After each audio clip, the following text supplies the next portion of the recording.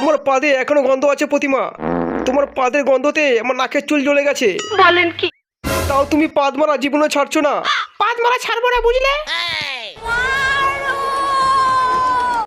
পেটের মধ্যে যদি গ্যাস হয় তাহলে কি চেপে রাখা যায়? সে তো বেরিয়ে যাবে।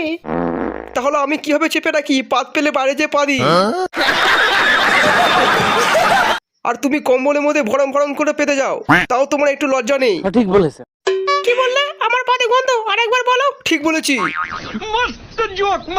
তবু আমি পাদ মারা ছাড়বো না, ছাড়বো না, ছাড়বো না।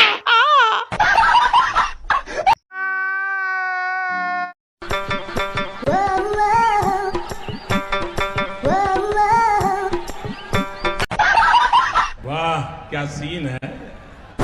পিকনিকের জন্য 500 টাকা সবার কাছ থেকে পেয়েছি। খালি তোর কাছে 500 টাকাটা এখনো পাইনি।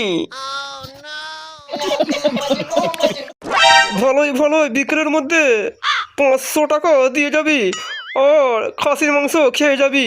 Control. Control.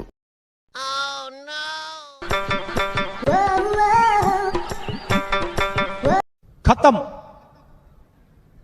আমার বউয়ের পাদে সাংঘাতিক গন্ধ। ওই বালের বাড়িতে আমি আর যাবো না। তাপস পর রাত্রির হয়েছে, বাড়ি চলো।